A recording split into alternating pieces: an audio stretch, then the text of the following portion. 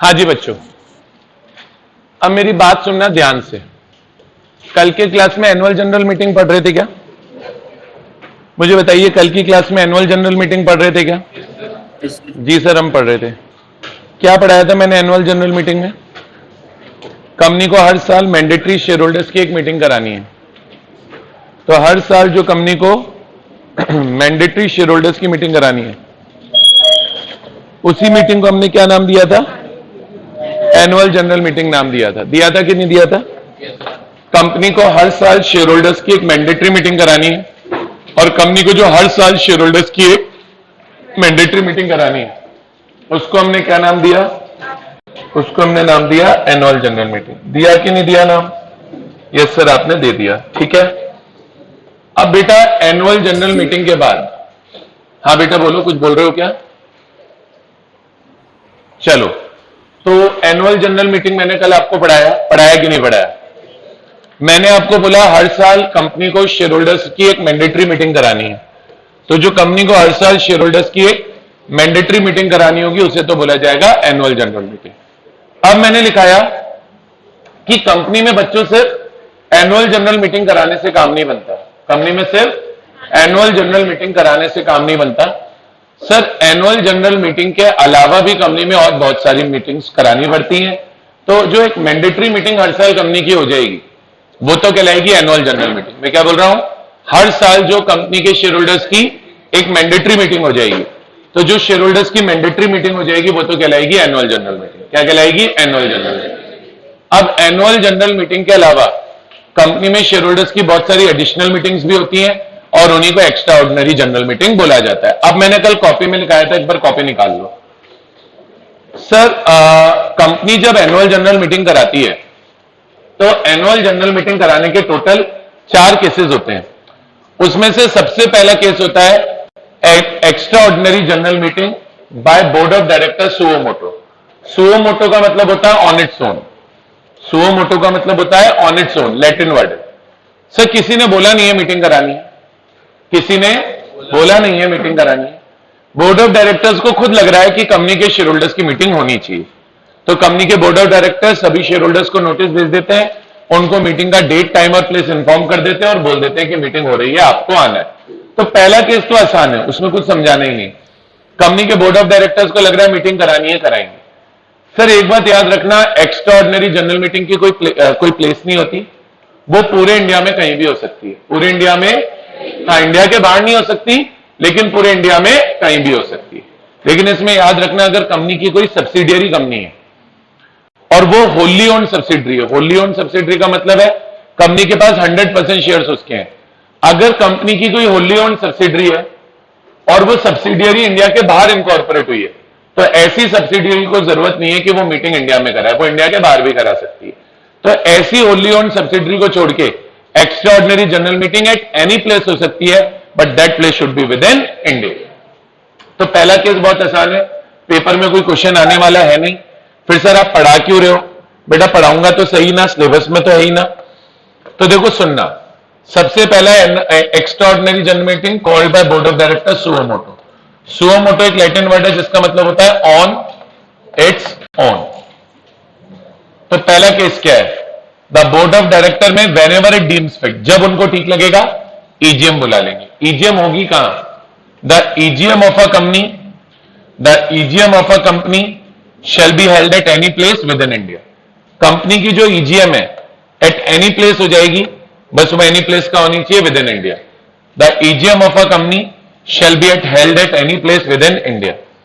लेकिन ध्यान रखना बच्चों, अगर कंपनी की कोई होली ओन्ड सब्सिडरी है जो इनकॉर्पोरेटेड आउटसाइड इंडिया, तो wholly owned subsidiary incorporated outside India अगर है, तो उसको जरूरी नहीं है वो अपनी ईजीएम इंडिया में करा, वो इंडिया के बाहर भी करा सकती है। तो इसके नीचे एक लाइन लिखना, इसके नीचे यहां पर एक लाइन लिखना, in simple terms wholly owned foreign subsidiary, in simple terms wholly owned foreign subsidiary, in simple terms wholly owned foreign subsidiary, in simple terms wholly owned foreign subsidiary can hold its EGM even outside India, can hold its EGM even outside India. बोलिए आया क्या? अरे बोलिए आया कि नहीं आया? अब बच्चों मेन कॉन्सेप्ट आता है। सर कई बार कंपनी के मेंबर्स कंपनी से रिक्वेस्ट करते हैं ईजीएम कराओ। कई बार कंपनी के मेंबर्स कंपनी से क्या करते हैं? कई बार कंपनी के मेंबर्स कंपनी से रिक्वेस्ट करते हैं कि ईजीएम कराओ। क्या रूल है मैं बताता हूं। लॉ बोला अगर कंपनी, लॉ बोला, लॉ क्या बोला सुनना, लॉ बोला अगर कंपनी विद शेयर कैपिटल है, अगर कंपनी क्या है? विद शेयर कैपिटल है, तो ऐसे शेयर होल्डर्स जिनके पास 10% या उससे ज्यादा कंपनी की पेड अप शेयर कैपिटल है, ऐसे शेयर होल्डर जिनके पास 10% या उससे ज्यादा कंपनी की क्या है? पेड अप शेयर कैपिटल है। सर लॉ में लिखा हुआ है 1/10 का मतलब होता है 10%, ये तो सब समझते हैं। तो लॉ बोला अगर कंपनी विद शेयर कैपिटल है तो ऐसे मेंबर जिनके पास कंपनी की 10% शेयर कैपिटल है, मान लो कंपनी की पेड अप शेयर कैपिटल है 50 लाख रुपए, 50 लाख रुपए का 10% हो गया 5 लाख। तो कोई भी ऐसा मेंबर जिसके पास 5 लाख रुपए के शेयर है, जरूरी नहीं अकेले के पास हो, आज मान लो खुशी और तनीषा मिलकर रिक्वेस्ट करे तो दोनों के पास मिला के 5 लाख हो। आज मान लो तनीषा, खुशी और तनीषा मिलकर रिक्वेस्ट कर रहे हैं कि भाई कराओ, तो इनके पास 10% होने चाहिए। कुल मिला के जो मेंबर रिक्वेस्ट कर रहे हैं कि ईजीएम बुलाओ, उनके पास कंपनी के 10% शेयर होने चाहिए। एक्चुअली मैं सिचुएशन ये पढ़ाऊंगा कि अब की बार EGM board of director suo motu नहीं करा रहा, कंपनी के मेंबर्स भी कंपनी से क्या रिक्वेस्ट कर सकते हैं कि अरे यार ईजीएम करा लो यार, ईजीएम करा लो यार। तो ऐसी कंपनी जिसमें विद शेयर कैपिटल है, ऐसे मेंबर ईजीएम बुलाने के लिए रिक्वेस्ट कर ले जिनके पास 10% पेड अप शेयर कैपिटल है, ठीक है। और लॉ बोला अगर कंपनी विदाउट शेयर कैपिटल है, लॉ क्या बोला? अगर कंपनी विदाउट शेयर कैपिटल है, कंपनी क्या है बच्चों? विदाउट शेयर कैपिटल है, तो बोले जो कंपनी विदाउट शेयर कैपिटल है, ऐसी कंपनी में ऐसे मेंबर जिनके पास 10% या उससे ज्यादा वोटिंग पावर है 10% या उससे ज्यादा क्या है? वोटिंग पावर है। बोले ऐसे मेंबर्स कंपनी से क्या कर सकते हैं? ऐसे मेंबर्स कंपनी से क्या कर सकते हैं? रिक्वेस्ट कर सकते हैं कि क्या कराओ? ईजीएम कराओ। तब जैसे ये लोग ईजीएम कराना चाहते हैं तो लॉ ने बोला कि ये लोग कंपनी को एक रिटर्न रिक्वेस्ट सबमिट कर दें। क्या सबमिट कर दें? रिटर्न रिक्वेस्ट सबमिट कर दें। वो क्या सबमिट कर दें? एक रिटर्न रेक्विजिशन। क्या सबमिट कर दें? Return requisition. रेक्विजिशन वर्ड कहीं भी पढ़ोगे, रेक्विजिशन का मतलब है रिक्वेस्ट। वो कंपनी को एक रिटर्न रेक्विजिशन क्या कर दें? सबमिट कर दें। क्या होल्ड करने के लिए? For holding EGM, for holding EGM. और बोले ये जो रेक्विजिशन सबमिट करेंगे वो सबमिट करेंगे at the registered office of the company. Branch पे नहीं सबमिट करनी है, रिक्वेस्ट कहां पे सबमिट करनी है? कंपनी के रजिस्टर्ड ऑफिस पे सबमिट करनी है। तो लॉ बोला अगर आप कंपनी में ईजीएम कराना चाहते हैं तो ऐसे मेंबर जिनके पास 10% शेयर्स हैं या 10% वोटिंग पावर है, वो कंपनी को एक रिटर्न में रिक्वेस्ट सबमिट कर दें कि हम क्या कराना चाहते हैं? ईजीएम कराना चाहते हैं। अब सुनो ध्यान से, ये जो रिक्वेस्ट सबमिट होगी इस पे सभी रेक्विजिशनिस्ट के साइन होंगे। रेक्विजिशनिस्ट उन लोगों को बोल रहे हैं जो रिक्वेस्ट कर रहे हैं। आज मान लो हर्ष ने, श्रेया ने और खुशप्रीत ने रिक्वेस्ट करी, तो ये तीनों रेक्विजिशनिस्ट हो गए। तो बोले ये जो आपने रिटर्न रेक्विजिशन सबमिट करी है, it should be signed by all the requisitionist. It should be signed by all the requisitionist. बोले या तो सभी रेक्विजिशनिस्ट साइन कर दें या सभी के बिहाफ पे कोई एक रेक्विजिशनिस्ट साइन कर दे। या तो श्रेया ने हर्ष को बोल दिया यार तू मेरे बिहाफ पे साइन कर दे, खुशप्रीत ने भी हर्ष को बोल दिया तू मेरे बिहाफ पे साइन कर दे, तो हर्ष सबके बिहाफ पे साइन कर दे, नहीं तो तीनों इंडिविजुअली साइन कर दे। बट रेक्विजिशन पे सभी रेक्विजिशनिस्ट के साइन होने चाहिए। तो जो आपने रेक्विजिशन सबमिट करी है, या तो ये साइंड होनी चाहिए बाय ऑल रेक्विजिशनिस्ट, या तो सभी रेक्विजिशनिस्ट साइन करें, या फिर बेटा दूसरा ऑप्शन क्या है? Anyone should sign on behalf of all. एक जने को साइन करना पड़ेगा सबके बिहाफ पर। कुल मिला के अगर आपको कंपनी में ईजीएम करानी है तो आप जाके कंपनी को रिक्वेस्ट कर दो कि भैया हम तो ईजीएम कराना चाहते हैं, आप ईजीएम कराओ। अच्छा, ईजीएम अगर कराना चाहते हो और कंपनी को रिक्वेस्ट सबमिट कर रहे हो तो यह भी बताना पड़ेगा कि किन मैटर्स के लिए ईजीएम कराना चाहते हो। ये थोड़ी कि बस ईजीएम करानी बोले आ जाओ। क्या क्या मजाक चल रही है क्या? एक दिन मेरे को संडे को मनस्वी का फोन आता है सुबह सुबह, सर कोचिंग सेंटर आ जाओ। मैंने कहा क्या हो गया? बोले सर आ जाओ, बस आपसे मिलने का मन हो रहा है। ये पागल होगी क्या बेटा? ये बोले नहीं सर मेरे को प्रॉब्लम्स हैं, मेरे को क्वेरीज हैं, मेरे डाउट हैं, कल पेपर है, प्लीज सर आ जाओ सर, थोड़ा सा गाइड कर दो सर। समझ में आता है? एक दिन ये मेरे को फोन करता है, हर्ष सर आ जाओ सर। मैंने कहा कहां आना है? बोले सर ये तपरी करके एक जगह वहां आ जाओ। मैंने कहा क्या करना है, क्या करना है? बोले सर भूख लग रही है, ट्रीट दे दो। अरे क्या पागल है क्या यार? ऐसे थोड़ी होता है, ऐसे थोड़ी होता है बेटा।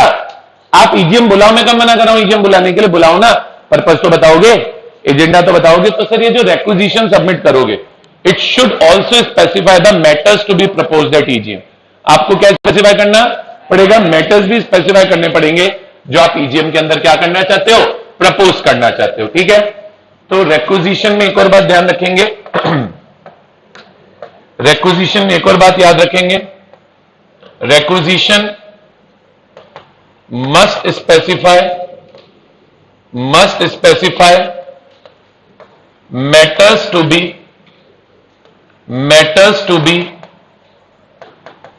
Proposed at EGM. क्या मैटर्स भी स्पेसिफाई करने पड़ेंगे जिन मैटर्स के लिए आप ईजीएम करा रहे हो। अब मैटर कुछ भी हो सकता है, डायरेक्टर को हटाना, मान लो कंपनी के किसी डायरेक्टर की परफॉर्मेंस आपको ठीक नहीं लग रही तो प्रपोज कर दो हम डायरेक्टर को हटाना चाहते हैं, प्रपोज कर दो हम ऑडिटर को हटाना चाहते हैं, प्रपोज कर दो हम बायबैक करना चाहते हैं, प्रपोज कर दो, जो तुम्हारी मर्जी प्रपोज कर दो, लेकिन प्रपोजल तो रखोगे, बिना किसी कारण के थोड़ी ना ईजीएम होगी। हाँ, लेकिन लॉ बोला जो मैटर प्रपोज कर रहे हो उसका रीजन बताने की जरूरत नहीं है। आप रिक्वेस्ट में बता दो हम डायरेक्टर को हटाना चाहते हैं, क्यों हटाना चाहते हैं मत बताओ। आप रिक्वेस्ट में बता दो हम डायरेक्टर को हटाना चाहते हैं, क्यों हटाना चाहते हैं मत बताओ। आप रिक्वेस्ट में बोल दो हम बायबैक करना चाहते हैं, पर यह मत बताओ कि बायबैक क्यों करना चाहते हैं। लेकिन लॉ बोला यह बात ध्यान रखना, reasons for propose matter, reasons for propose matters are not required to be satisfied, are not required to be specified. जो मैटर्स आप प्रपोज कर रहे हो उसके पीछे के रीजंस क्या है, प्रपोज मैटर्स के पीछे के रीजंस क्या है, बोले ये स्पेसिफाई करने की जरूरत नहीं। तो लॉ बड़ा आसान है, बोले अगर आप कंपनी की ईजीएम करा रहे हो तो कंपनी की जो ईजीएम करा रहे हो, ईजीएम कराने के लिए एक रिटर्न रिक्विजिशन कंपनी के ऑफिस पे सबमिट करो। Request should be signed by all the requisitionist या anyone should sign on the behalf of call. Requisition must specify matters to be proposed at EGM. Reasons for proposed matter are not required to be specified. यहां तक याद रखोगे। अच्छा, अब लो आगे क्या बोला। आपने रिक्वेस्ट सबमिट कर दी, आपने रिक्वेस्ट सबमिट कर दी। अब जब बेटा आपने रिक्वेस्ट सबमिट कर दी तो ईजीएम तो बुलानी पड़ेगी। अच्छा, एक चीज और देखो, एक डेट अज्यूम कर लेते हैं रिक्वेस्ट कब सबमिट हुई। तो मैं अज्यूम करता हूं डेट ऑफ सबमिशन। हमने रिक्वेस्ट कब सबमिट की, हमने रिक्वेस्ट कब सबमिट की ईजीएम बुलाने की?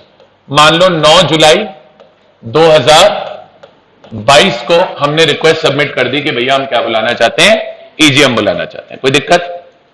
अब लॉ बोला जब एक बार आप रिक्वेस्ट सबमिट कर दोगे कि आप क्या बुलाना चाहते हो, ईजीएम बुलाना चाहते हो, तब ईजीएम कौन बुलाएगा? बोर्ड बुलाएगा कंपनी के बिहाफ पे। ईजीएम कौन बुलाएगा? बोर्ड बुलाएगा कंपनी के बिहाफ पे। अग्री करते हो? ईजीएम बुलाएगा कौन? सर बोर्ड ऑफ डायरेक्टर्स बुलाएंगे कंपनी के बिहाफ पे। भाई आप कंपनी को रिक्वेस्ट सबमिट करोगे तो कंपनी खुद तो चली नहीं जाएगी ना मीटिंग बुलाने, कंपनी तो एक आर्टिफिशियल पर्सन है, तो कंपनी के बिहाफ पे ईजीएम कौन बुलाएगा? बोर्ड। अब इसमें 3 बातें देखना इधर। अब सर जैसी बीओडी को रिक्वेस्ट मिलेगी, बीओडी ऑफ कंपनी क्या करेगा? बीओडी ऑफ कंपनी क्या करेगा? Upon receipt of valid requisition, अगर एक वैलिड रिक्वेस्ट मिली है, क्या मिली है? वैलिड रिक्वेस्ट मिली है। रिक्वेस्ट इनवैलिड कब होगी? प्रॉपर नंबर ऑफ मेंबर्स ने नहीं बुलाई, प्रॉपरली साइन नहीं थी, रजिस्टर्ड ऑफिस की जगह ब्रांच पे सबमिट कर दी, तो बात अलग है। बट अगर आपने वैलिड रिक्वेस्ट सबमिट करी है तो बोर्ड ऑफ डायरेक्टर पता है क्या करेगा? सबसे पहले ईजीएम का सभी मेंबर्स को नोटिस भेजेगा।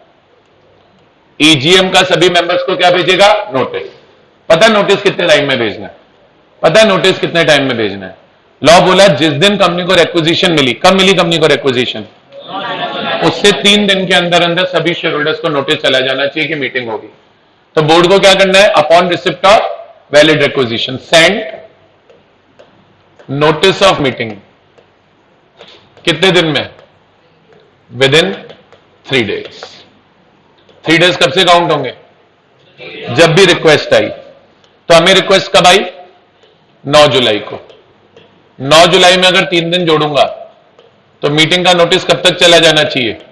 12 जुलाई तक चला जाना चाहिए। ठीक है, पहली चीज तो ये। दूसरी चीज, मीटिंग होल्ड हो जानी चाहिए। दूसरी चीज क्या? मीटिंग होल्ड हो जानी चाहिए।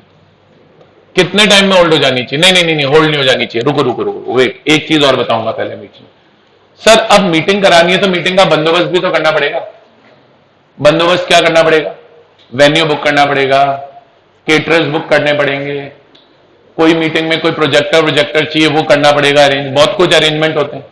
तो बोले जिस दिन नोटिस मिला उसके 21 दिन में मीटिंग के अरेंजमेंट्स हो जाने चाहिए। जिस भी दिन कंपनी को क्या मिली? रिक्वेस्ट, उसके 21 दिन में मीटिंग कराने के सारे क्या कर लो? बंदोबस्त कर लो। तो लॉ बोला upon receipt of valid acquisition proceed to call EGM. Proceed to call EGM कितने दिन में? Within 21 days. क्या मतलब है proceed to call EGM within 21 days? Proceed to call का मतलब होता है आप जाके उसके अरेंजमेंट्स करो। प्रोसीड टू कॉल ईजीएम का मतलब है जाके आप उसके क्या करो? अरेंजमेंट्स। तो हमको रिक्वेस्ट कब मिली? 9 जुलाई को मिली। तो अगर 9 जुलाई से 21 डेज में अरेंजमेंट करना है तो 9 जुलाई में अगर मैं 21 डेज जोड़ूंगा तो 22 दिन तो जुलाई के, 22 दिन हो गए जुलाई में ही। तो कायदे से तो मेरे हिसाब से 30 जुलाई तक 21 दिन पूरे हो गए। तो 30 जुलाई तक मीटिंग को बुलाने का सारा क्या हो जाना चाहिए? बंदोबस्त हो जाना चाहिए। और अब मीटिंग बुलानी कितने दिन में? बोले रिक्वेस्ट मिलने के 45 डेज में। रिक्वेस्ट मिलने के 45 डेज में। ईजीएम शुड बी हेल्ड कितने दिन में? EGM should be held within 45 days. फिर 45 डेज के अंदर अंदर ईजीएम होल्ड हो जानी चाहिए। तो अगर आपको रिक्वेस्ट कब मिली? 9 जुलाई को मिली। तो 9 जुलाई से अगर मैं 45 डेज जोड़ूंगा तो 22 दिन तो जुलाई के, 22 दिन तो जुलाई के और 23 दिन अगस्त के, 45 डेज हो जाएंगे टोटल। तो अगर मैं इसमें 45 डेज जोड़ूंगा तो कौन सी डेट निकल कर आएगी? 23 अगस्त निकल कर आएगी। बताओ बेटा समझ में आया कि नहीं आया? तो बच्चों लॉ क्या बोल रहा है? लॉ क्या बोल रहा है? लॉ यही बोल रहा है स्टूडेंट्स कि सबसे पहले तो आप जाके बोर्ड ऑफ डायरेक्टर को यानी कंपनी को रिक्वेस्ट सबमिट करो कि हम ईजीएम बुलाना चाहते हैं। जैसे ही आप कंपनी को क्या करोगे? रिक्वेस्ट सबमिट करोगे कि हम ईजीएम बुलाना चाहते हैं, तो बोर्ड ऑफ डायरेक्टर को 3 चीजें करनी है। रिक्वेस्ट मिलने के 3 दिन में मीटिंग का नोटिस भेजना है, रिक्वेस्ट मिलने के 21 डेज में मीटिंग का अरेंजमेंट करने, और रिक्वेस्ट मिलने के 45 डेज में मीटिंग होल्ड करनी है। बोलिए आया क्या? बस हो गया। तब देखो कॉपी के अंदर हमने क्या लिखा था? ईजीएम कराने के 4 केस हैं। पहला केस तो हो गया EGM by board of directors suo motu. अब ये दूसरा केस हो गया EGM by board of directors on requisition of members. बोलो हो गया? बस फिर हो जाएगी ईजीएम। फिर तो क्या, फिर अभिषेक सर क्या करेंगे? हो जाएगी ईजीएम। बोले कोई दिक्कत? अरे कोई दिक्कत? अरे बोलो यार। अब कहानी आगे चालू होती है। कहानी इतनी सी थोड़ी है, कहानी तो बहुत बड़ी है। अब सर बोर्ड ऑफ डायरेक्टर को मीटिंग कितने दिन में बुलानी है? 45 दिन में। यानी फाइनली मीटिंग कब तक हो जानी चाहिए? 23 अगस्त तक। मान लो बोर्ड ने नहीं कराई, आपने रिक्वेस्ट करी थी, नहीं मानी सामने वाले ने रिक्वेस्ट, वैसे तो उनको माननी चाहिए, नहीं मानी यार। अब अभिषेक सर रिक्वेस्ट करते रहते हैं ना, पढ़ लो पढ़ लो पढ़ लो, क्यों सारांश? बट अपन मानते थोड़ी ना है। क्यों भाई वेदांत? सही बोल रहा हूं? तो रिक्वेस्ट हर कोई थोड़ी ना मानता है। क्यों भाई? दिव्या तो देखो खेल रही है पेनों से, ये नहीं सर जो बोल रहे हैं वो सुन ले। तो रिक्वेस्ट करने वाले करते रहते हैं, बोलने वाले बोलते रहते हैं, बेवकूफ है बोलने वाले, सुनता कौन है? क्यों भाई दिव्या? चलो, तो लॉ बोला अब आपने बोर्ड से रिक्वेस्ट तो कर ली मीटिंग कराने की, बोर्ड से आपने रिक्वेस्ट तो कर ली मीटिंग कराने की, पर बोर्ड ने नहीं कराई, तो अब मान लो बीओडी फेल हो गया, BOD fails to call EGM, कितने दिन में बुलानी थी? Within 45 days. मान लो बोर्ड ऑफ डायरेक्टर 45 डेज में ईजीएम कराने में फेल हो गए, तो लॉ बोला जब बोर्ड ऑफ डायरेक्टर 45 डेज में ईजीएम कराने में फेल हो जाएंगे तो रिक्विजिशनिस्ट पर खुद ही मीटिंग करा ले, बोर्ड ऑफ डायरेक्टर को बोले जा तू बाढ़ में जा, तू बाढ़ में जा, जाना, बोर्ड ऑफ डायरेक्टर को बोले तू जा, हमें तेरे से नहीं लेना देना, हम तो खुद करा लेंगे, तो रिक्विजिशनिस्ट खुद मीटिंग होल्ड कर लेंगे। तब लॉ बोला अगर बीओडी फेल हो गया तो जो रिक्विजिशनिस्ट है, रिक्विजिशनिस्ट में themselves hold EGM, में themselves hold EGM, वो EGM खुद करा लेंगे। पता है कितने दिन में? पता है कितने दिन में करा लेंगे? बोले with in 3 months, with in 3 months। और अब मैं बता रहा हूं, याद रखना, इस सेक्शन में सभी टाइम पीरियड, जिस दिन कंपनी को रिक्वेस्ट सबमिट हुई थी, इस सेक्शन में सभी टाइम पीरियड जिस दिन कंपनी को रिक्वेस्ट सबमिट हुई थी वहीं से काउंट हो रहे हैं। तो विद इन 3 months करानी है, विद इन 3 months करानी है, कब से? From date of deposit of requisition. जब भी आपने कंपनी को रिक्विजिशन डिपॉजिट करी थी उससे 3 महीने में करानी है। तो हमने कंपनी को रिक्विजिशन कब डिपॉजिट करी थी? 9 जुलाई को। 9 जुलाई में अगर मैं 3 महीने जोड़ूंगा तो 9 अगस्त, 9 सितंबर, 9 अक्टूबर, तो 9 अक्टूबर तक ईजीएम होल्ड करा लेंगे रिक्विजिशनिस्ट खुद। कायदे से सोचा जाए, हम तो कायदे वाले बंदे हैं, तो हमारे पास ईजीएम कराने का टाइम 9 जुलाई से 9 अक्टूबर तक का है। अग्रीड हो? नहीं, हमारे पास ईजीएम कराने का टाइम 23 अगस्त से 9 अगस्त अक्टूबर तक का है, क्योंकि भाई पहले 45 डेज तो हम किसका वेट कर रहे हैं? बोर्ड ऑफ डायरेक्टर्स का कर रहे हैं। कर रहे कि नहीं कर रहे? भाई ये तो सब क्या दिखावा है, 3 महीने नहीं है, 3 महीने यानी 90 दिन, मोटा माटी लिख के मत आ जाना पेपर में, 90 दिन जीरो आ जाएगा, मोटा माटी 90 दिन। 90 दिन डेट ऑफ डिपॉजिट से हैं, तो डेट ऑफ डिपॉजिट से 45 दिन तो पहले बोर्ड का वेट कर रहे हैं, तो हमको और ऊपर से कितने मिल रहे हैं?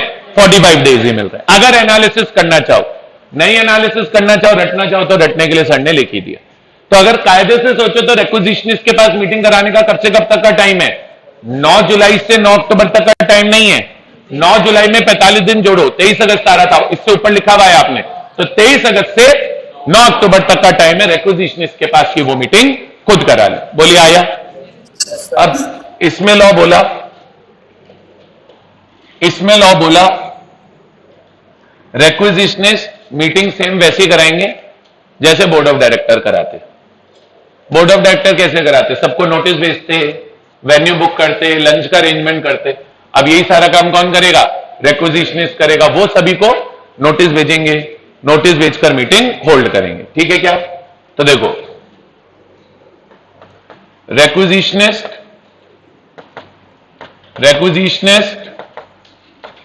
shall hold EGM in same manner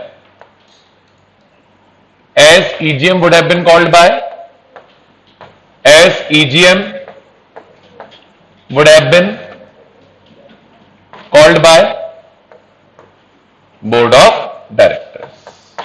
clear है? अरे यहां तक क्लियर क्या? अब सर अगर रिक्विजिशनिस्ट मीटिंग कराएंगे तो सभी मेंबर्स को मीटिंग का क्या भेजेंगे? नोटिस। तो उनके पास मेंबर्स की लिस्ट भी तो होनी चाहिए, उनके पास मेंबर की लिस्ट भी तो होनी चाहिए। रिक्विजिशनिस्ट को क्या पता कंपनी के मेंबर कौन कौन से हैं, तो वो लिस्ट मांगेगा कंपनी से और कंपनी को लिस्ट प्रोवाइड करनी पड़ेगी। तो company shall provide list of members to the requisitionist for sending notice, for sending notice. अच्छा, अब ये लिस्ट पता कौन सी डेट पे बनेगी? कंपनी के मेंबर्स तो चेंज होते रहते हैं, तो बोले जिस दिन आपने रिक्विजिशन डिपॉजिट करी थी, कब डिपॉजिट करी थी? 9 जुलाई, उसमें 21 दिन जोड़ दो। 9 जुलाई में 21 दिन जोड़ेंगे तो कब आएगा? 30 जुलाई। तो लिस्ट बनेगी 30 जुलाई को। List will be prepared as on 21st day from date of deposit of requisition, यानी 30 जुलाई को लिस्ट बनेगी। और 30 जुलाई को लिस्ट बनने के बाद date of deposit of requisition यानी 9 जुलाई, उसमें जोड़ो 45 दिन, तो आएंगे 23 अगस्त। ये लिस्ट 23 अगस्त तक अपडेट होती रहेगी, मतलब पहले 30 जुलाई को बन जाएगी, फिर 30 जुलाई के बाद जैसे जैसे कंपनी के मेंबरशिप में चेंज आते जाएंगे तो 45वें दिन तक ये लिस्ट क्या होती रहेगी, अपडेट। और फिर 45वें दिन तक अपडेट होकर जो फाइनल लिस्ट 23 अगस्त को रहेगी वो हम किसको प्रोवाइड करेंगे, मेंबर्स को, रिक्विजिशनिस्ट को बेसिकली। बोलो आया, नहीं आया ना, नहीं आया, ये नहीं आया, नहीं आया, मेरे को पता है। आप हाँ बोल दोगे पर मेरे को पता नहीं है। इधर देखना, इधर देखना, अभी मैं क्लियर कर दिए देता हूं। लॉ क्या बोला, कंपनी क्या करेगी, कंपनी क्या करेगी, प्रोवाइड करेगी। किसे प्रोवाइड करेगी, रिक्विजिशनिस्ट को। किसको प्रोवाइड करेगी, रिक्विजिशनिस्ट को। क्या प्रोवाइड करेगी रिक्विजिशनिस्ट को, लिस्ट ऑफ मेंबर्स। ये लिस्ट कब बनेगी, list of members prepare as on 21st day from date of deposit of requisition. Date of deposit of requisition से 21वें दिन ये लिस्ट बनेगी। Date of deposit of requisition से 21वें दिन ये लिस्ट बनेगी। तो ये लिस्ट कब बनेगी, हमने रिक्विजिशन कब सबमिट करी, 9 जुलाई को। 9 जुलाई में प्लस करो 21 डेज, तो क्या आएगा 30 जुलाई। तो ये लिस्ट बनेगी कब, 30 जुलाई को बनेगी। बनेगी कब, 30 जुलाई। इसमें तो मेरे हिसाब से कोई डाउट नहीं। अब इन्होंने बोला एक बार आपने लिस्ट बना ली, एक बार आपने लिस्ट बना ली, बोले लिस्ट बनाने के बाद, लिस्ट बनाने के बाद क्या करना है, लिस्ट विल बी अपडेटेड। कब तक अपडेट होगी, till 45th day, till 45th day. 45th day कब से, वही from date of deposit of requisition. अब आपने रिक्विजिशन कब डिपॉजिट करी, मुझे बताओ, आपने रिक्विजिशन कब सबमिट करी, 9 जुलाई को। 9 जुलाई में अगर मैं जोड़ूंगा 45 डेज तो वो आएगा 23 अगस्त। तो जो लिस्ट बनेगी वो बनेगी 30 जुलाई को। एक बार 30 जुलाई को लिस्ट बन गई, 30 जुलाई को मान लो मेंबर थी निशा, नंदिनी, तनीषा, खुशी, हर्ष, श्रेया, खुशप्रीत, दिव्या, चिराग, ये सब मेंबर थे। ये तो 30 जुलाई को थे।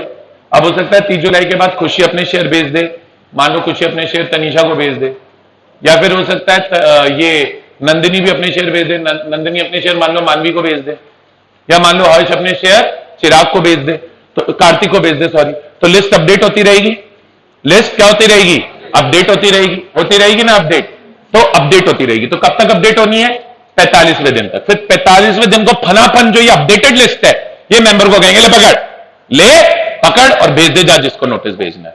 बोलो आया। तो लिस्ट आ गई किसके पास, रिक्विजिशनिस्ट के पास। अब रिक्विजिशनिस्ट सबको मीटिंग का नोटिस भेज देंगे, बोले पधारो साहब मीटिंग हो रही है, वो आएंगे, तम मीटिंग होगी, खत्म हो गया। क्या है इसमें, कुछ नहीं होता दुनिया में, ठीक है। लेकिन अब इसमें एक बात याद रखनी है यार, हम मेंबर बेचारे, रिक्विजिशनिस्ट बेचारे मीटिंग कराएंगे, खर्चा तो होगा, वेन्यू का खर्चा, भोजन का खर्चा, खर्चे तो बहुत सारे हैं। भोजन का खर्चा लगता भी ज्यादा है, फ्री का खाना लोग ज्यादा खाते हैं, ठीक है। वही अग्रीड हो ना, अग्रीड है कि नहीं अग्रीड। अब हर्ष बेचारा नहीं खा पाता, बाकी लोग तो खाते ही हैं, ठीक है। खुशप्रीत के भी आने का खाने का खर्चा तो बचता ही है। चलो आप क्या खाते हो, आधी चपाती खाते हो, 1/4 खाते हो, आधी खा लेते हो, चलो। तो भाई खर्चे तो लगेंगे, तो बोले खर्चे कंपनी रिइंबर्स कर देगी।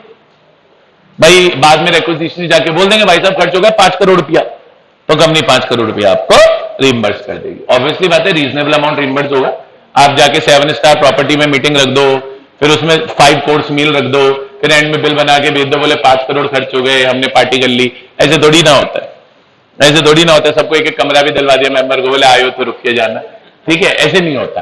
ठीक है, सबको पार्टी भी करा दी 7 स्टार होटल के क्लब में, चलो यार आज रात को पार्टी भी कर लेते हैं, पार्टी में और डिस्कशन कर लेंगे, ऐसे थोड़ी ना होता है। बोलो समझ रहे हो ना? तो भैया लॉ क्या बोला, देखो देखो, अभी अभी ये नहीं कि तुम प्रोविजंस भूल जाओ, अब लॉ बोला सबसे पहले तो रिक्विजिशनिस्ट को मीटिंग लिस्ट मिल गई ना मेंबर्स की, तो रिक्विजिशनिस्ट लिस्ट लेने के बाद क्या करेंगे? एक तो वर्ड लिखने में ही जोर आ जाता है मेरे को, इतना बड़ा तो वर्ड है, ठीक है। तो रिक्विजिशनिस्ट लिस्ट मिलने के बाद क्या करेंगे? सबको नोटिस ऑफ मीटिंग भेजेंगे। क्या भेजेंगे? सबको नोटिस ऑफ मीटिंग भेजेंगे। किसका नोटिस? ईजीएम का, और किसका यार? नोटिस ऑफ ईजीएम भेजेंगे। किसको भेजेंगे? मेंबर्स को। नोटिस कैसे जाएगा यार? नोटिस तो वैसे ही जाता है, चैप्टर 1 में पढ़ाया था ना, रजिस्टर्ड पोस्ट भेज दो, स्पीड पोस्ट भेज दो, कुरियर कर दो, ईमेल कर दो, जो मर्जी कर दो, भेज दो मेंबर को, बस फिर मीटिंग शीटिंग हेल्ड हो जाएगी। बोलिए आया? ध्यान रखने वाली बात। सर अभी अभी तुम्हें पढ़ाया था मैंने, अभी 1 सेकंड पहले पढ़ाया था ना तनीषा, बताओ क्या पढ़ाया था? प्लेस ऑफ ईजीएम क्या होगी बताओ? देखो कितनी बुद्धू, अभी पढ़ाया। प्लेस ऑफ ईजीएम क्या होगी Tanisha? Inside with in India. Inside क्या होता है? इंडिया के अंदर गड्ढा कूद के मीटिंग कराओगी क्या? बोले इनसाइड इंडिया। चलो गड्ढा कूद के अंदर इंडिया की मीटिंग हो रही है, तो meeting shell be held at any place with in India. लेकिन यहां पे ऐसा नहीं है भाई साहब। बोले जब रिक्विजिशनिस्ट मीटिंग कराएंगे तो उस सिटी टाउन या विलेज में ही होनी चाहिए जहां पे कंपनी का रजिस्टर्ड ऑफिस है, बात खत्म।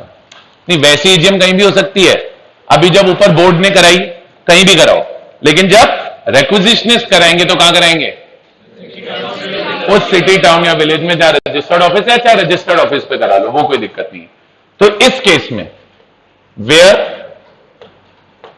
Meeting is called by requisitionist. बोले जहां मीटिंग कौन बुला रहा है? रिक्विजिशनिस्ट बुला रहा है। वहां पे रूल है EGM shall be held within city town और village where registered office of company is situated. बोलो आया क्या? अरे आया क्या? यस सर आ गया सर। अब क्या करें सर? बस हो गया। अच्छा कंपनी के खर्चे वर्चे, ये रिक्विजिशनिस्ट के बेचारों के खर्चे कौन रिइंबर्स करेगा? तो जो बेटा कंपनी है वो क्या कर देगी? रिइंबर्स करने का मतलब समझते हो? पे करना। कंपनी क्या कर देगी? रिइंबर्स कर देगी। क्या रिइंबर्स कर देगी?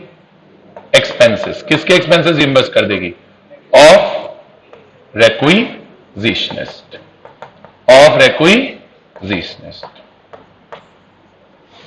बोलिए आया क्या? तो देखो ईजीएम कराने के टोटल कितने केस है? 3। देखो ना, पहला केस क्या था? EGM by board of director suo motu तो हो गया। फिर था EGM called by board of director on acquisition of member, वो भी हो गया। और ये हो गया ईजीएम कॉल्ड बाय रिक्विजिशनिस्ट देमसेल्व्स। यही तो था। 3 ही केस है, देखो 3 ही है ना, 4 नहीं है, 3 ही है। सेक्शन 100 पढ़ रहे हैं बेटा अभी। आखिरी केस कहां है? 98 में लिखा था ना, कल लिखा है ना 98। अरे लिखा है, देखो ये बुक देख रहा है बेवकूफ, कॉपी में लिखा है EGM called by NCLT. EGM called by NCLT के ब्रैकेट में कौन सा सेक्शन है? चलो अब तुम बोल रहे हो तो 98 पढ़ा रहा हूं, नहीं मेरा मन 3 ही पढ़ाने का था। अब एनसीएलटी भी ईजीएम बुला सकती। कब? कई बार बच्चों कंपनी के लिए ईजीएम बुलाना इम्प्रैक्टिकेबल हो जाता है। इम्प्रैक्टिकेबल मतलब practically not possible. Practically not possible. कैसे सर? ऐसे कैसे प्रैक्टिकली पॉसिबल क्यों नहीं हो पा रहा? सर कंपनी के यहाँ पे इनकम टैक्स वालों ने छापे मार दी, कंपनी के सारे ऑफिस सीज करके पटक गए, कंपनी के सारे डायरेक्टर्स को जेल में फेंक दिया, कंपनी के मेंबर फरार है 2-4। हाँ ऐसा होता है। अभी किंगफिशर में क्या हो रखा है? यही तो हो रखा है, ऐसा होता है। अब ईजीएम बुलानी, कौन बुलाएगा? डायरेक्टर जेल में, मेंबर फरार है 2-4, कौन बुलाएगा? तो लॉ बोला जहां पर कंपनी के लिए ईजीएम कराना प्रैक्टिकली इम्पॉसिबल हो चुका है, वहां पे कोई भी एक मेंबर या कोई भी एक डायरेक्टर जाके एनसीएलटी को एप्लीकेशन लगा दे, हे प्रभु हम आपकी शरण में आए हैं और कोई रास्ता तो हमारे पास बचा नहीं था, आप ही ईजीएम बुला दो। तो एनसीएलटी बोलेगी तथास्तु। बोलो आया? तो लॉ बोला where it becomes impracticable for the company to hold EGM, any one member or any one director may make an application to NCLT, then NCLT will give direction for holding EGM. और ये वाली बात अब जो बात बोलूंगा वो कल बताई थी, जब NCLT मीटिंग बुलाएगी, EGM में भी आया था पॉइंट, जब NCLT मीटिंग बुलाएगी तो बोलेगी अगर मीटिंग में एक जना भी आ गया तो हम उसी को कोरम मान लेंगे और हम वैलिड मीटिंग मान लेंगे, और वो भी अगला खुद आए तो खुद आए, और खुद ना आए तो प्रॉक्सी को भेज दो। एजेंट ना बोलो, यहाँ प्रॉक्सी लिखा है, प्रॉक्सी को भेज दो। बोलो आया क्या? बोलो आया क्या? ईजीएम के प्रोविजन खत्म हो गए, 100 भी खत्म और 98 भी खत्म। बोलो आ गया क्या? इसमें 98 में एक बात और है, किसी ने मेंबर ने एप्लीकेशन नहीं लगाई, डायरेक्टर ने भी नहीं लगाई, एनसीएलटी को सुओ मोटो फीलिंग आ गई, चल यार करा दे यार गरीब बच्चे हैं, तो एनसीएलटी सुओ मोटो भी ईजीएम करा सकती है। बोलो आया? लेकिन एनसीएलटी ईजीएम कभी कराएगी जब कंपनी के लिए ईजीएम कराना इम्प्रैक्टिकेबल हो गया। ये पॉइंट लिखना पेपर के अंदर बेहद जरूरी है। बोलिए आया? सेक्शन 100 खत्म, 98 खत्म, एक पीनल प्रोविजन है 99, वो अभी पढ़ा देंगे, पहले मुझे बताइए यहां तक क्लियर है? ठीक है। एक डाउट तो पूछ रहा था अंकित, बताओ अंकित।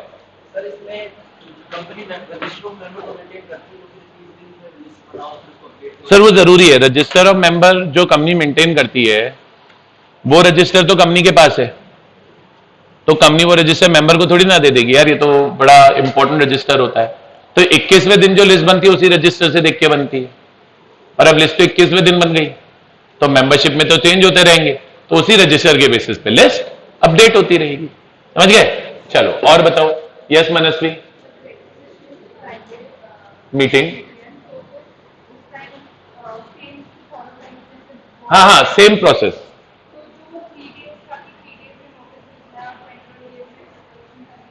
वो सब इन पे नहीं है ना, मीटिंग कराने का मैनर सेम होना चाहिए। वो मीटिंग कराने का मैनर नहीं है, वो तो मीटिंग कराने के टाइम लिमिट्स है, वो तो बोर्ड के ऊपर थे, या तो आप खुद बुला रहे हो तो आप अपने हिसाब से बुला लो, तो टाइम लिमिट नहीं सेम है, मैनर तरीका सेम है कि वही नोटिस भेजना है, वही कोई वेन्यू बुक करना है, वही कोई खाने वाने का अरेंजमेंट करना है, वो सब मैनर सेम है। ठीक है? और बताओ। डन? आप भी कुछ पूछ रहे थे? सेम था? चलो एनीथिंग एल्स?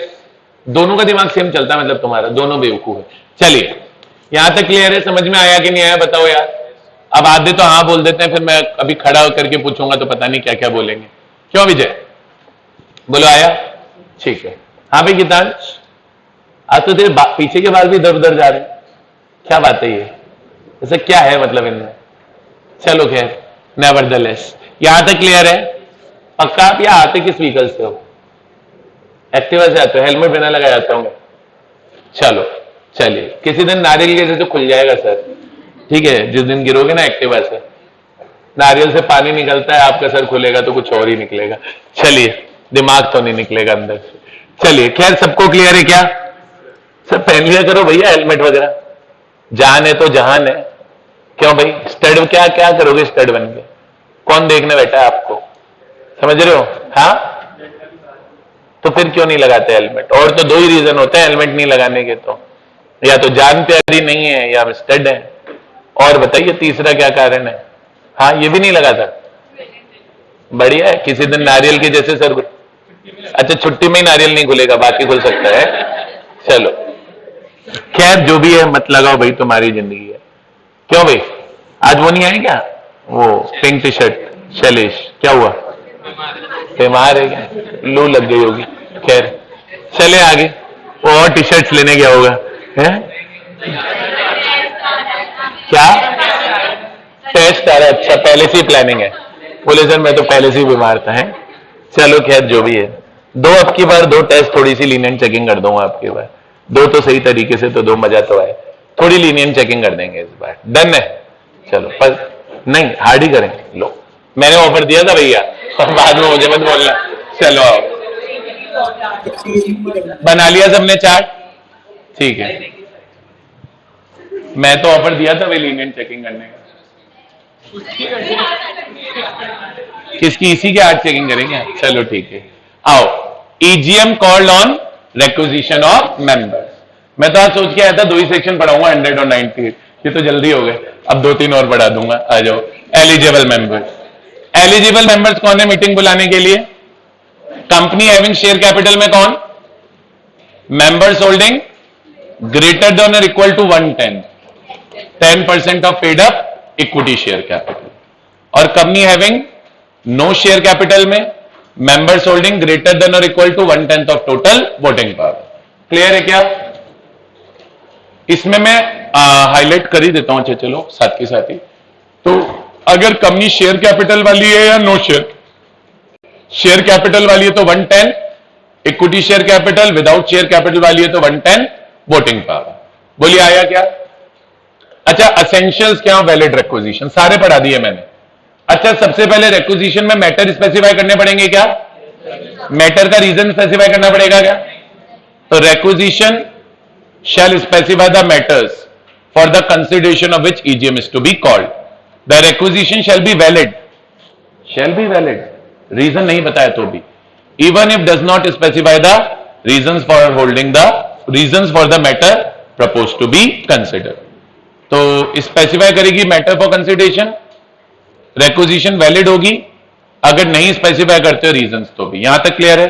Requisition पे कौन साइन करेगा? The requisition shall be signed by all the requisitionists. क्या एक सिंगल जना साइन कर देगा? Are requisitionists duly authorized by all other requisitionists. तो requisition साइन करेंगे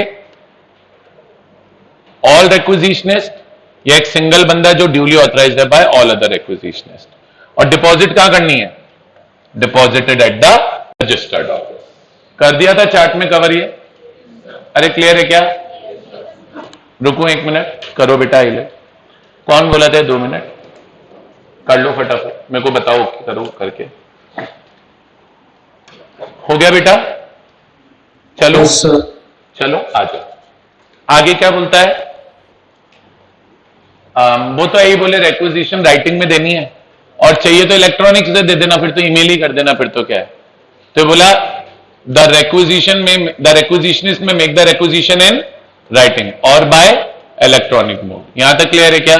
बस इसमें इतना ज्यादा नहीं पढ़ा रहा, ई पॉइंट हो गया। अब बोर्ड क्या करेगा? अब आपने बोर्ड को रिक्वेस्ट दे दिया, बोर्ड क्या करेगा? On receipt of valid requisition board shall within 21 days proceed to call an EGM. बताया था। और पर ईजीएम होगी कितने दिन में?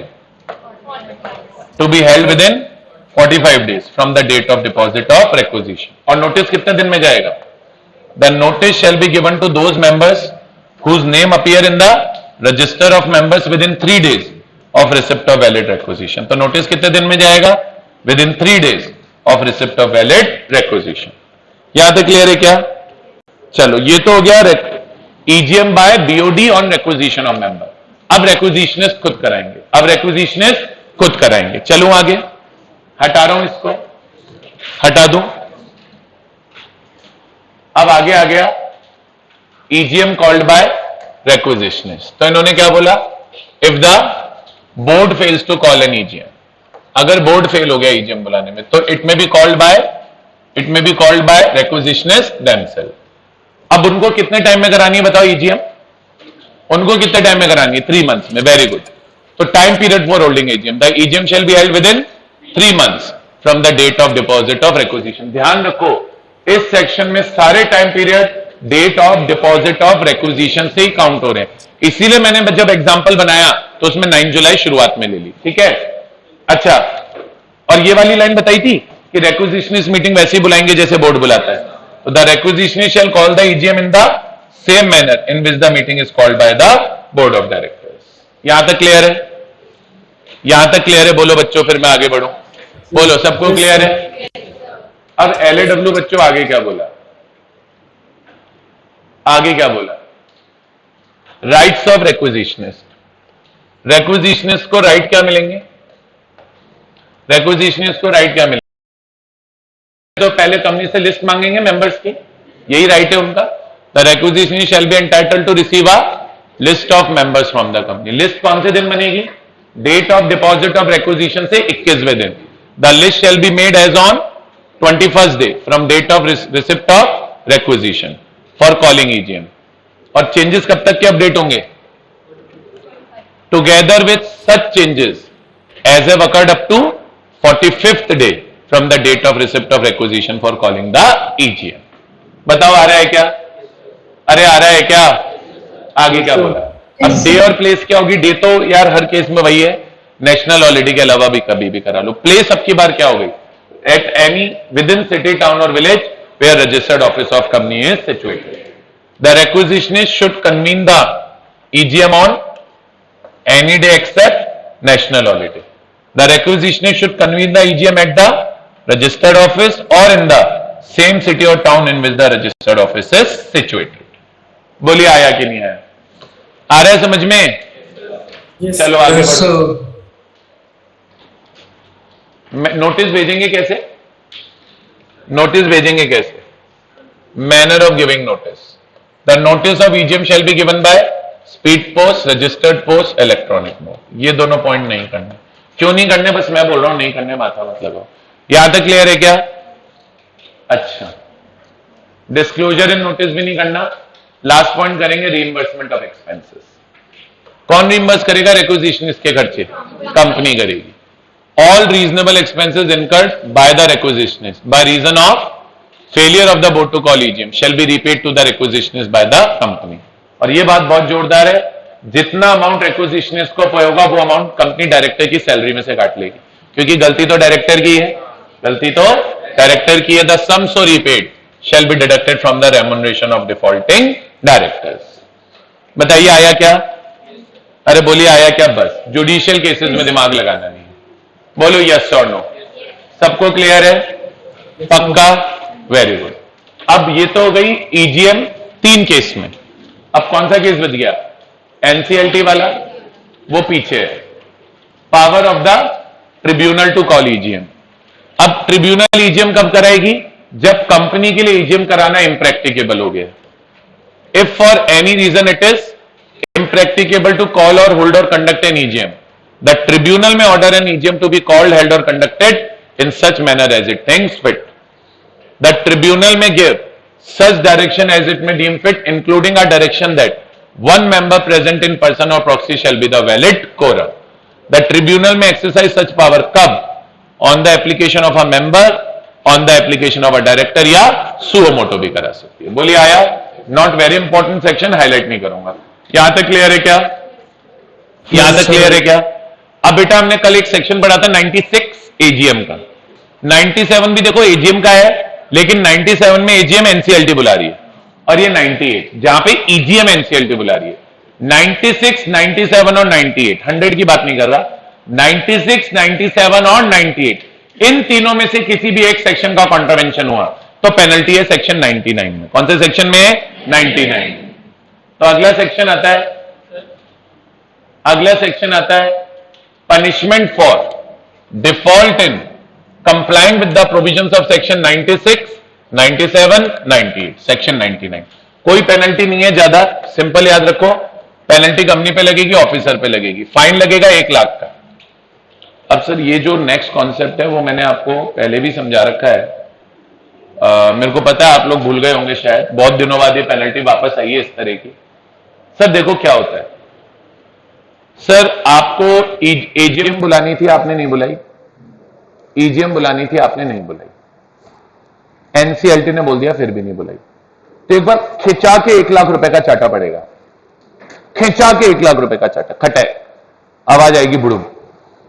उसके बाद फिर एनसीएलटी आपको और टाइम देगी, नहीं बुलाई, ले 10 दिन और ले ले, बुला ले। फिर आपको और टाइम मिला, उसमें भी आपने नहीं बुलाई, तो 5,000 रुपए के छोटे छोटे चार्टे तब तक पढ़ते जाएंगे जब तक आप मीटिंग नहीं बुलाओगे। तो इसे बोलते हैं कंटिन्यूइंग डिफॉल्ट। एक बार डिफॉल्ट हुआ, 1 लाख की पेनल्टी लग गई।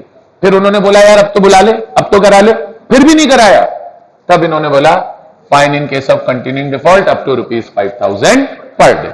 ये 2 अलग अलग पेनल्टीज है, ध्यान रखना। बोलिए क्लियर है क्या? 1 लाख की तो वन टाइम पेनल्टी है, बाद आपको फिर मौका दिया जाएगा एजीएम ईजीएम कराने का, और फिर भी आप एजीएम ईजीएम नहीं कराओगे तो जितना डिले करते जाओगे 5,000 पर डे करके पेनल्टी लगती जाएगी, लगती जाएगी और लगती ही जाएगी। कोई लिमिट नहीं है फिर इसकी। बोलिए आ गया क्या?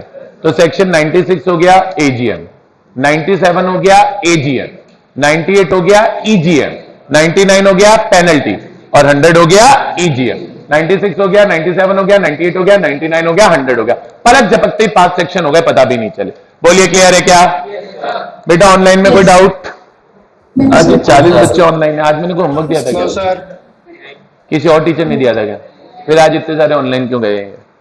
चलो खैर, इनकी मर्जी। बताओ हर्ष, आप क्या बोल रहे हो? और तेरे क्या पेट में दर्द हो जाता है क्या? एक बार तूने यस बोल दिया, मैंने सुन लिया ना, फिर ठानती तो खाएगा थोड़ी सी। मतलब मैं बीच में रुक जाऊं, स्टॉप। बाकी सब देख रहे हैं, बोले सर रुक क्यों गए? बोले हर्ष के लिए रुके हैं ना, बेवकूफ।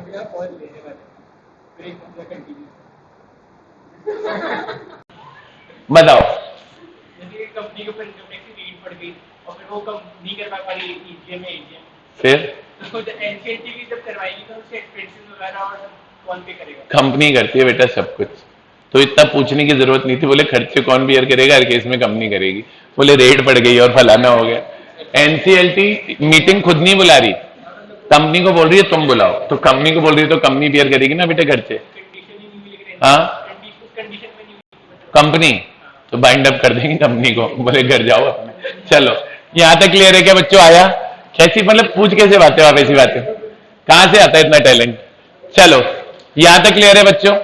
अब देखो बुक के अंदर ढूंढो, सेक्शन 101 मिलेगा, और सेक्शन 101 मिलेगा पेज नंबर 29 पे, जहां तक मुझे विश्वास है। बाकी पता नहीं मेरे को, कोई पेज नंबर लर्न थोड़ी किताब पे, गलत हो जाए तो लड़ाई मत करना। 29 पे नहीं है क्या? नहीं है सर, 29 पे नहीं है सर, गलत बता दिया आपने। रुको मैं बताता हूं। तो ये आपको मिलेगा पेज नंबर 7.17। मिल गया? मिल गया क्या? यस सर, मिल गया सर। तब देखना, इधर देखना, अब इधर देखना, इधर।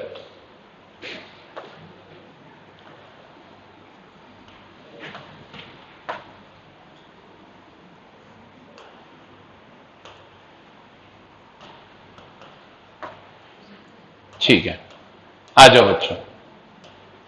अब आ गया नोटिस। अब से सीक्वेंस हो गया ना, 96, 97, 98, 99, 100।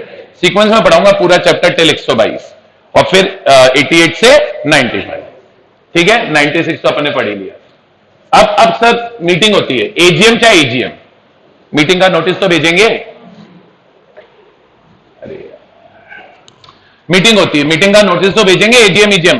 भाई कोई सी भी मीटिंग हो, चाहे एजीएम हो चाहे ईजीएम हो, नोटिस तो भेजना पड़ेगा। बिना नोटिस के तो कोई मीटिंग होती नहीं है ना, बिना नोटिस के तो कोई मीटिंग होती नहीं है। तो सर हम मीटिंग का नोटिस कैसे भेजा जाए, चाहे एजीएम का चाहे ईजीएम का, वो बताएगा सेक्शन 101। तो सेक्शन 101 के ब्रैकेट में लिखो, this section contains provisions for both AGM and EGM. This section contains provisions for both AGM and EGM. This section contains provisions for both AGM and EGM. याद रखना, बच्चे क्या बड़ा कंफ्यूज हो जाते हैं पेपर में। पेपर में क्या प्रॉब्लम होती है कि कई बार एग्जाम के अंदर बच्चों, आपको जब एग्जाम में पेपर आता है तो ईजीएम के नोटिस के प्रोविजन पूछ लेता है, तो बच्चे कंफ्यूज कह रहे यार हमने तो ईजीएम के प्रोविजन पढ़े। सर नोटिस के कॉमन प्रोविजन है, चाहे वो एजीएम के हो या ईजीएम में। अब मैं जो आपको सेक्शन पढ़ाऊंगा 101, 102, 103, 104, so on and so forth, ये कॉमनली अप्लाई होंगे on AGM as well as EGM. वैसे तो मैं हर जगह लिखाता हुआ ही चलूंगा, मेरे को रिस्क चाहिए ही नहीं लाइफ में, बट फिर भी याद रखना 101 से लेकर 122 तक के, अब मैं जितने सेक्शन का लिखा हुआ होगा कि ये सिर्फ एजीएम का है, नहीं तो सारे के सारे सेक्शन एजीएम ईजीएम दोनों पे कॉमनली अप्लाई होंगे। क्लियर है? अब मैं इसको डिस्कस नहीं कर रहा, मुझे